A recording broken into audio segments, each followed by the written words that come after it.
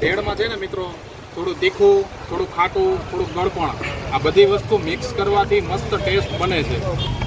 આ ભેળની સાથે ચટણી ખાવાની કંઈક અલગ જ મજા છે અમારા વાલા. હેલો મિત્રો, ગણેશ કોલેજમાં આવ્યા છીએ ભેળ ખાવા. ભેળ એક નંબર છે, એક વખત ટ્રાય. હેલો યુટ્યુબ ફેમિલી, તો કેમ છો બધા? મજામાં ને? તો મજામાં જ હશો મારા વાલા. સ્વાગત છે તમારું મારા બ્લોગમાં. તો ચાલો હું આજ તમને મારી કોલેજિયન ભેળની લારી બતાવું મારા વાલા. તમે બ્લોગર તો ઘણા બધા જોયા હશે, પણ કોલેજિયન ભેળવાળા બ્લોગર નહીં જોયા હોય તો બના રહેજો મારી સાથે વિડીયોમાં. મિત્રો, બ્લોગની શરૂઆત તો મેં કરી દીધી છે, પણ જોઈ શકો તમે કટિંગ પણ ચાલુ થઈ ગયું છે. આટલું કટિંગ કરી નાખ્યું છે અને આટલું કટિંગ કરવાનું છે. આ પણ હજુ કટિંગ કરવાનું છે.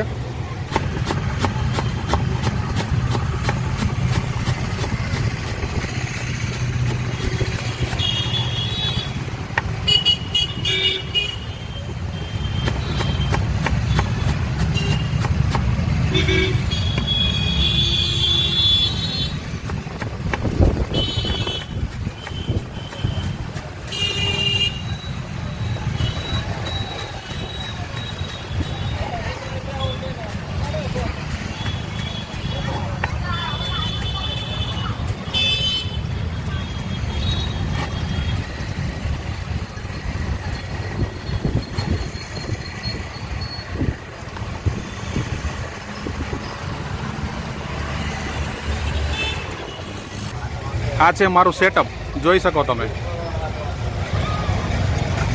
આમાં મિત્રો કચોરી છે, આમાં સેવ છે, આમાં સિંગ છે, આમાં બીજી સિંગ છે ફોતરાવાળી, ગુલાબી ફોતરાવાળી, અને આમાં ચવાણું છે, જોઈ શકો તમે મિત્રો. અને આમાં મમરા છે. તો બસ આવું કંઈક છે મારા વાલા. આ છે પાણીની બોટલો. આવું મારું સેટઅપ છે, જોઈ શકો તમે. આવો લોકેશનવાળી જગ્યા છે મારી મિત્રો. તો આવું કંઈક છે મારા વાલા. અને ચાલો હું તમને મારી લારીનું પોસ્ટર પણ બતાવું મારા વાલા. તો મિત્રો, આ છે આપણી કોલેજિયન દાણાવાળી ભેળ. આ છે વેફર ચટણી.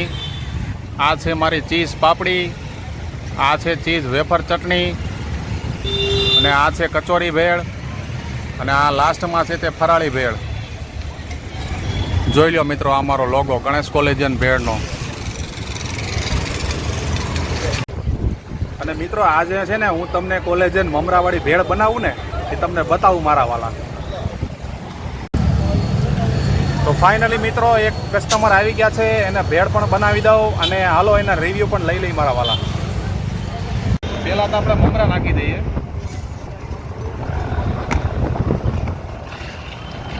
પછી નાખી દઈએ ચવાણું. હવે નાખી દઈએ સિંગ આપણે.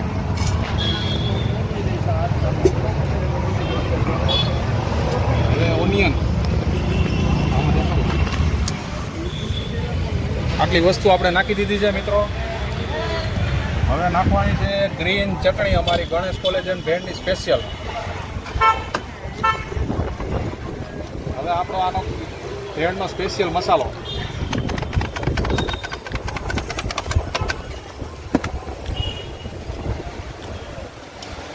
હવે લીંબુ.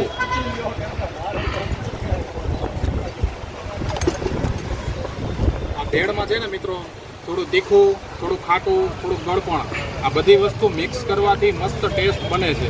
તો ચાલો હું તમને બતાવું.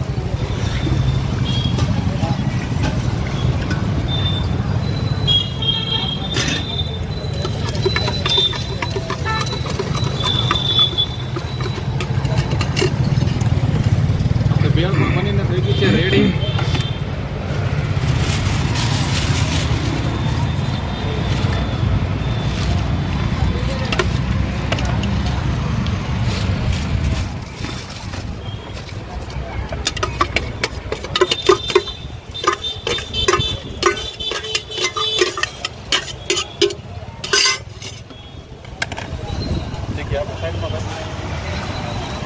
હવે આપણે સેવ પણ નાખી દઈએ મિત્રો.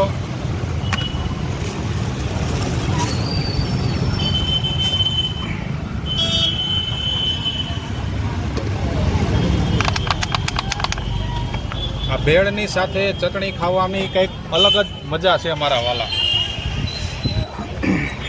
જોઈ શકો તમે, આપણે ભેળ થઈ ગઈ છે રેડી.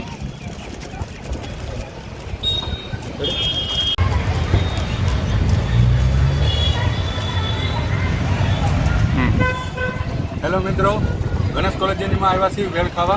વેળ એક નંબર છે, એક વખત ટ્રાય કરવા જેવી છે, એક વખત જરૂર આવજો. ચીઝ પાપડી બનાવતો હતો ને તો અચાનક યાદ આવ્યું કે ચીઝ તો પૂરું થઈ ગયું છે. પછી તાત્કાલિક આવવું પડ્યું ચીઝ લેવા માટે, અને ચીઝ પણ મેં લઈ લીધું છે મિત્રો. તો હવે પાછો લારીએ પૂગી જાવ, કારણ કે ત્યાં પણ ચાલુમાં કસ્ટમર હોય તો શું છે કે એને એમ થાય ને કે ગોત્યા કે આ ભાઈ ક્યાંય ગયા એમ. તો ફટાફટ હવે લારીએ પણ પૂગી જાવ મારા વાલા. તો ફાઇનલી મિત્રો હું અત્યારે ઘરે પણ આવી ગયો છું, અને બસ આજના બ્લોગમાં હતું આટલું. તો મળીશું નેક્સ્ટ બ્લોગમાં. તો બધાને મારા જય માતા.